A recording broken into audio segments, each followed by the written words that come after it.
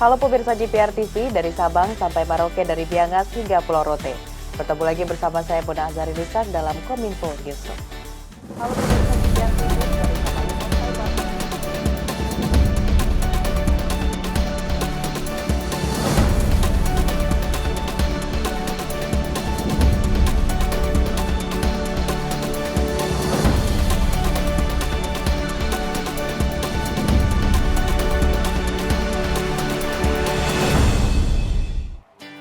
Pemirsa, kita ke informasi pertama. Persatuan Sepak Bola Amputasi dan seluruh anggota Timnas Sepak Bola Amputasi Indonesia berkesempatan mengunjungi Istana Negara Jakarta.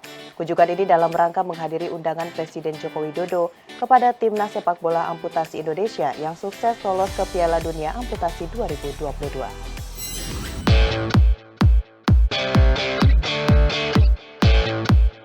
Presiden Republik Indonesia Joko Widodo menerima kunjungan pengurus Persatuan Sepak Bola Amputasi Indonesia dan para pemain serta pelatih Tim Nasional Sepak Bola Amputasi di Istana Negara, Jakarta, Rabu 21 September 2022. Dalam sambutannya, Presiden Jokowi menyampaikan dirinya berpesan kepada para atlet agar mereka dapat mempersiapkan diri dengan baik sehingga dapat menoreh prestasi yang membanggakan negara Indonesia. Saya minta betul-betul seluruh pengurus PSAI, seluruh atlet, semuanya bekerja keras dan kita harapkan benar-benar dapat menorehkan prestasi yang maksimal, membawa nama baik Indonesia di kancah internasional. Sebelumnya, Presiden Joko Widodo juga telah menerima kunjungan dari pengurus Federasi Panjat Tebing Indonesia. Dalam pertemuan tersebut, Ketua Umum FPTI Yeni Wahid menyampaikan rencana kejuaraan dunia panjat tebing atau International Federation of Sport Climbing World Cup yang akan digelar pada 24 hingga 26 September 2022 mendatang di Jakarta. Lebih lanjut, Yeni berharap agar seluruh masyarakat dapat memberi dukungan untuk para atlet-atlet panjat tebing di Indonesia untuk terus mampu mengharumkan nama bangsa dan negara atas prestasinya.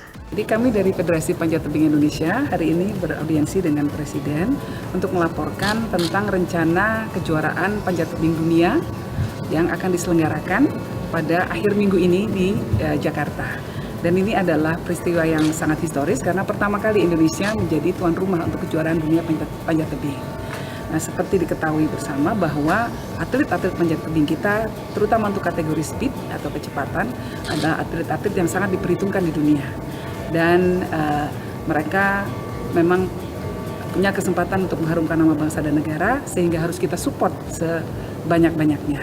Nah, tentu kami mohon dukungan dari seluruh masyarakat agar acara bisa sukses terselenggara. Acara ini juga acara kejuaraan dunia yang diikuti oleh 27 negara dan diikuti oleh hampir 200 atlet dunia.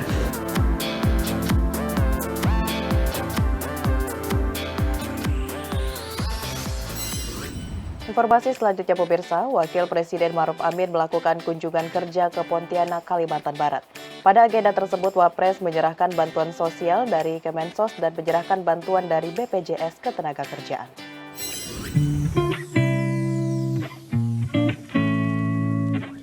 Dalam kunjungan kerja ke Pontianak, Kalimantan Barat, Wakil Presiden Ma'ruf menyerahkan bantuan sosial dari Kementerian Sosial dan Santunan Manfaat Program Badan Penyelenggara Jaminan Sosial Ketenagakerjaan kepada warga yang hadir di Pendopo Gubernur, Kalimantan Barat. Adapun bantuan sosial Kemensos berupa bantuan langsung tunai bahan bakar minyak, sembako, dan non-sembako kepada keluarga penerima manfaat dan program Keluarga Harapan.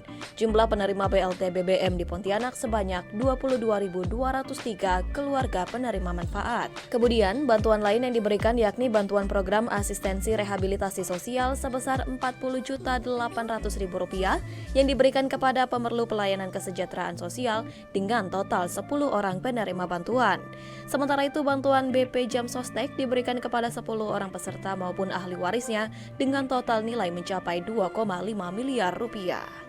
Wapres Ma'ruf menyampaikan penyaluran bantuan merupakan komitmen pemerintah untuk memberikan bantuan perlindungan sosial, sehingga diharapkan mampu untuk menjaga kondisi masyarakat, terutama dalam mengalami kemiskinan ekstrim. Ya, kunjung ke Kalimantan Barat, ke Pontianak, untuk menyampaikan bantuan pemerintah, yang BLT, yang untuk beasiswa, daya stabilitas, dan juga BLT BBM. Ini bagian daripada komitmen pemerintah untuk memberikan bantuan perlindungan sosial ya dalam rangka menjadi bantalan karena situasi dan kondisi masyarakat kita masih banyak yang miskin ya, bahkan masih ada yang miskin ekstrim. Menteri Sosial Tri Risma hari ini mempersilahkan masyarakat untuk melaporkan adanya dugaan pemotongan bantuan langsung tunai bahan bakar minyak kepada aparat penegak hukum. Mensos memastikan bahwa BLT BBM telah diserahkan langsung oleh PT Pos Indonesia kepada penerima manfaat disertai bukti penerimaan yang transparan berupa foto penyerahan uang tunai.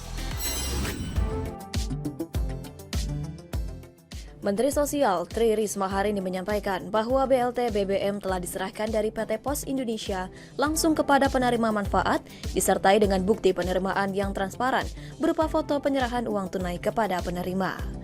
Menanggapi adanya laporan sejumlah daerah yang diketahui memotong BLT BBM, Mensos Risma meyakini adanya pemotongan BLT BBM yang dirasakan masyarakat terjadi setelah bantuan tersebut diterima.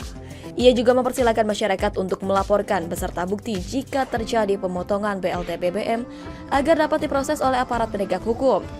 Karena udah kita serahkan ke orangnya, langsung dari PT Pos ke orangnya. Jadi itu pasti pemotongan setelah orangnya itu. Mensos Risma juga mempersilahkan masyarakat untuk melaporkan jika ada bukti pemotongan BLT BBM ke pihak Kemensos atau melalui media. Sejauh ini sebanyak 4 kasus dari media sudah ditindaklanjuti. Pihak Kementerian Sosial juga bersedia menjadi saksi atas kasus pemotongan BLT BBM. Kasih datanya ke saya, atau ke mana lah, kasih ke saya foto, nanti kita cari. Kalau media punya, udah di media aja. Aku kan lakukan media scanning. Di media ada 4 sudah ditindaklanjuti. Ya, di media udah 4 dan sudah ditindaklanjuti sama APH.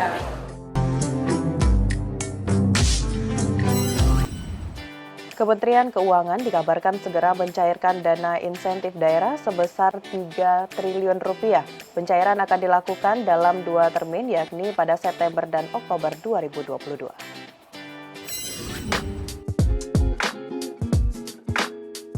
Kementerian Keuangan telah mengalokasikan dana insentif daerah tahun 2022 sebesar 7 triliun rupiah yang akan disalurkan menjadi 2 tahap.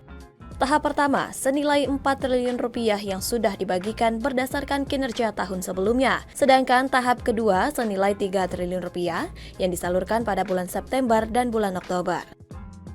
Dirjen Perimbangan Keuangan Astera Primanto Bakti mengatakan, pemerintah mengalokasikan dana insentif daerah berdasarkan penghargaan kinerja tahun berjalan pada tahun 2022 kepada 125 daerah yang terdiri dari provinsi, kabupaten, dan kota.